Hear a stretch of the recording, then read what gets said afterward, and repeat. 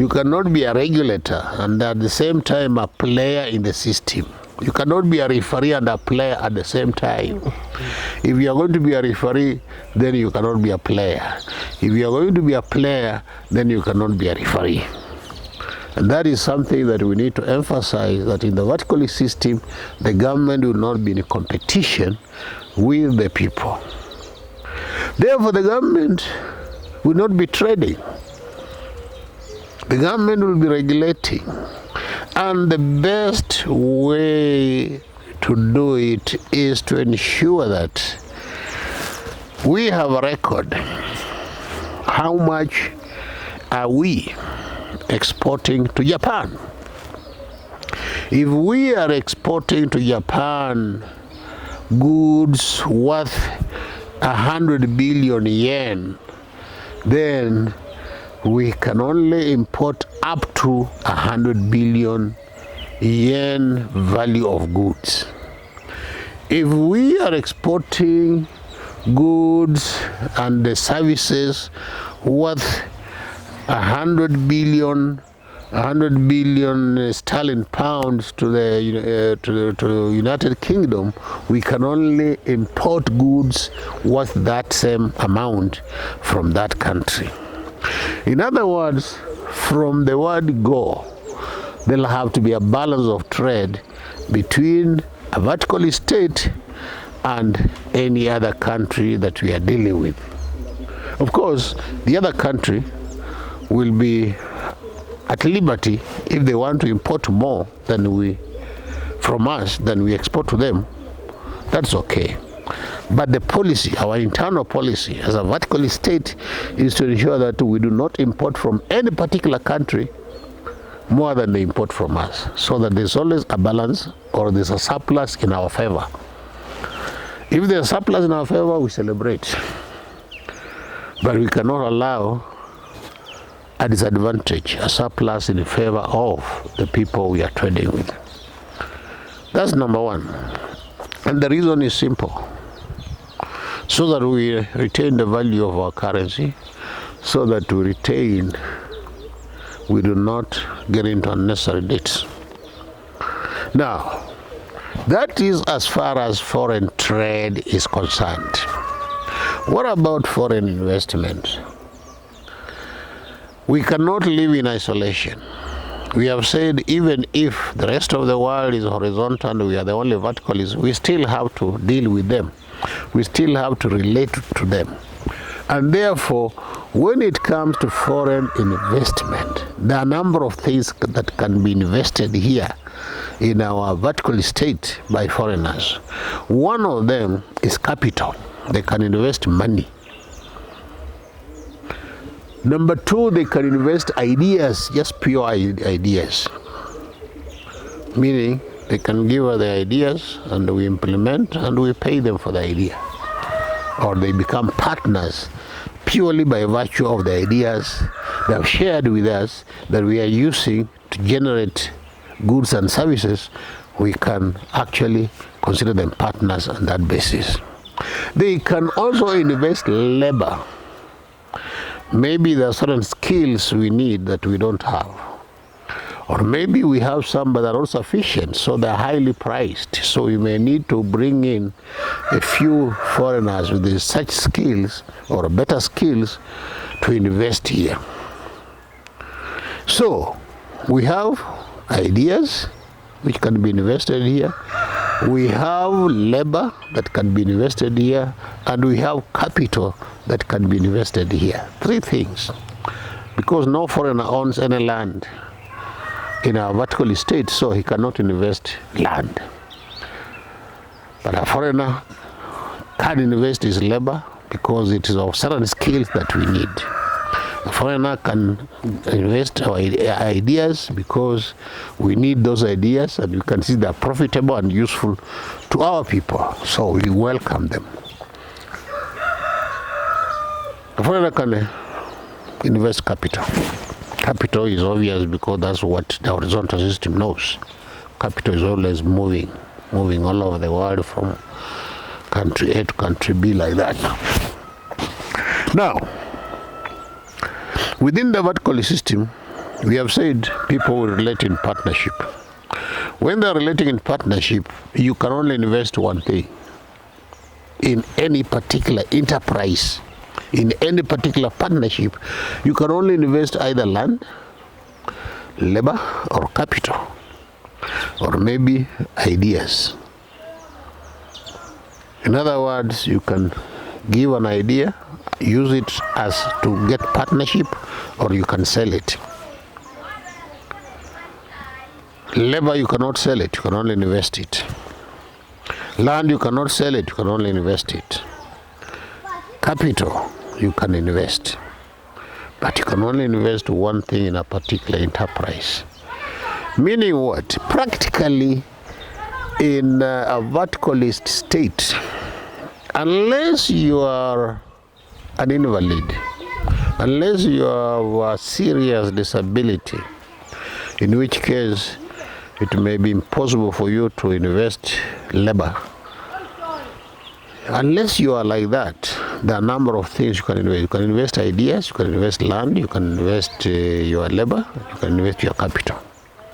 But the beauty of the vertical system is that everyone has something to invest. If I have a disability, it means that it's only my labor that I cannot invest. If my disability has affected my legs, my hands, and maybe my eyes and my ears, then maybe it's only I cannot invest my labor. But I still have land I can invest. I still have ideas I can invest. And those things that bring some capital I can also invest. So nobody is completely destitute in a vertical system. And you may even be an invalid, you may even be disabled. But you have superior ideas. Ideas that are so superior that even those who have 4 investment things cannot compete with your ideas.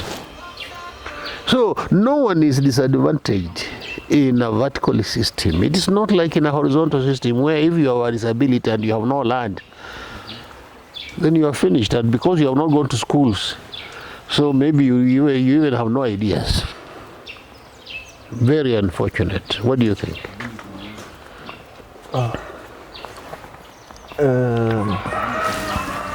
Investment of labor, yes, is a key thing, because today, as we have said, an employer and an employee should read the employer's mind for the employee to succeed. Yes. Like there is the constraint, and that leads to lack of freedom. Yeah. Like you have to serve at the mercies of somebody. Yes. The labor as an investment will really help the youths, especially now that today the youths are deemed to have a lot of ideas, a lot of skills, but lack capital. But the vertical system cannot allow one to lack capital, because he or she has inherited something. Yes. That's the beauty of the vertical system. When it comes to foreign trade, many a times we see people using foreign trade as collateral to people. For them to decide to sell to you something, or decide to give your state something, they must have some interest in you. They just don't trade in clean spirits. People use them to get to you, get your minerals, get to something, control your economy, or something, which constrain the developing and the developing states and Yes. countries. For a vertical state, it will put them at the advantage position. As you said, they will not accept to import more than their export Yes. in terms of value. Yes. That is a advantage to especially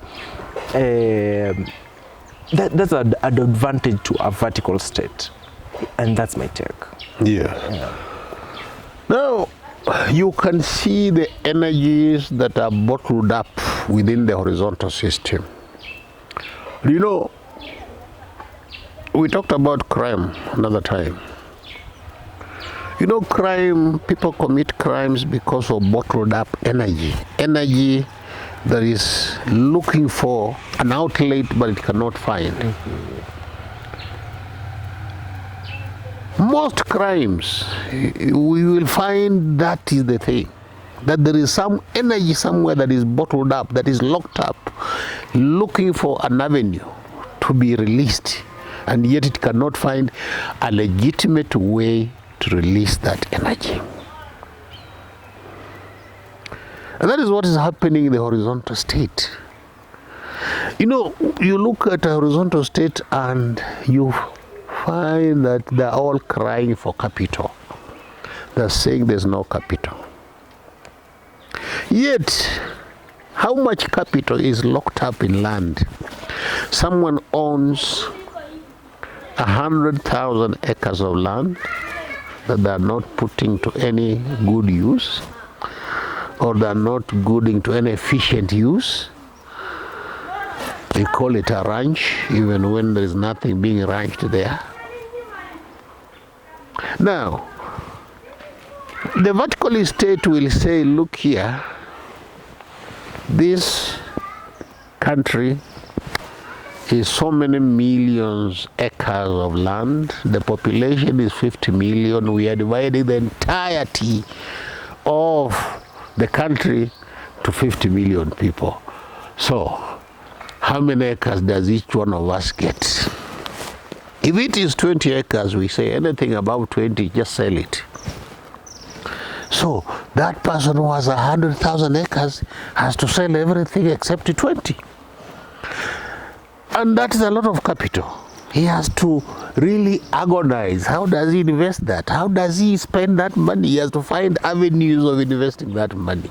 That's why he'll approach you, he'll approach me to form some partnership so that he can get an outlet for that money. So there is so much capital that is just tied up in government buildings, tied up in forests, tied up in roads, tied out in rivers, tied up in oceans, part of the vertical status ocean. All that will be unleashed. All that capital will be there looking for avenues for investment. In fact, you will be surprised that a third world country that maybe was begging for foreign investment will now be looking for ways of investing in foreign countries because they have so much capital. And this is real capital. It is not printed money. It is an entire forest, which is capital. It is an entire road network, which is capital. An entire railway system, an entire ocean, an entire national park, which has got to be given out to people so that they can now use it sustainably as a national park, as a forest, as a road, as a river, as an ocean. All our oceans are polluted. Plastic bottles. The oceans are actually literally choking because of plastics. You can imagine if this ocean is given to private individuals, will they allow anybody to throw a bottle of water there? No. They're not. So the ocean will be very clean. will be very clean. There'll be no spillage of oil. Any ship or any water system engine that pollutes the ocean by releasing oil there or that, they'll be fined. That is something that no government can do. But private individuals can do that. That's why another way of looking at the vertical system is it possible to turn the evils you see in people in the horizontal system into virtues in the vertical system? By the way, that's why we are here. We are here so that we can turn the human greed into something that will benefit humanity. There is human greed for profit. That yearning, that desire for profit can clean up the Pacific Ocean, can clean up the Atlantic Ocean, can clean up the Indian Ocean. That greed for money, because I want to make maximum money from my part of the ocean, no one will pollute it. Those trawlers that come to steal fish, they'll not be able to do it because I will find a way of policing my area of the ocean so that no one can do that. And if we can come together, those of us who have been allocated the ocean, if we can come together and we say we shall have sufficient security, we shall patrol to ensure there is no illegal harvesting of fish, there is no illegal discharge of affluent in the water, we shall do that. That is actually turning the human greed into something that benefits humanity. The greed for profit, it can be turned into something useful. The human anger can also be turned into something useful. The anger can protect that ocean, because the guy will get very angry if his part of the ocean is being polluted. He'll protect the forest. He'll want to kill anyone who goes there to cut a tree illegally. But he'll be told, no, we can deal with him. Don't kill him, we can deal with him. That's why the state is there, to regulate, to ensure that this man who is on this forest, he has caught so and so cutting a tree there, how do we deal with him? So the law will be there, the state will be there to regulate, manage that relationship, the relationship between the thief and the owner of the property, the relationship between the owners and those who are encroaching. So, and you can see, once that policy is in place, that we have said that foreigners can invest, one of the idea, they can invest labor, they can invest capital. What is happening in the horizontal system? The third world countries are being exploited, as you have said. Their minerals are being taken away by companies in the developed world. That will be a thing of the past in the vertical system, because in the vertical system you cannot bring your capital here and bring labor at the same time. If we need labor, it is us to tell you we need labor and we advertise for it. But if you say you want to bring capital, then you have to find people who to partner with here, because you can only bring, you can arrange and say, okay, we have 10 people who are bringing capital, we have 10 people who are coming to invest labor, but we want your land to those of you who have land to invest land, and so on. But you know, the equal returns. The returns in an enterprise must be equal. The return in an enterprise on labor, on land, on capital, on ideas must be equal. And that is exactly what will ensure that the vertical system is working smoothly. Now, we have a problem within the horizontal system. You've heard of something called the debt crisis, where some countries, all the rest of the world, so much that they may never be able to pay. And yet, if you are to audit those dates, you will be surprised that the money did not benefit the people of the country. It's only a few greedy leaders and their foreign friends who took away all that money. And yet now the horizontal state, the horizontal poor state, developing state, is supposed to pay those debts, and it is completely unable to pay. That kind of thing will not happen in a vertical state, because one, the state cannot borrow. The state cannot be allowed to borrow, because it is borrowing to do what? It is the individuals who can borrow, and the state is there to regulate. Yes, Tony, we understand you want to borrow $10 billion. What do you want to do with the money? So can you show us your feasibility study? The government can do that as an umpire, because they have no stake in it. They will not be corrupt, because they are now asking you to prove. And you'll be able to say, yes, this is why we are borrowing. And what is the collateral?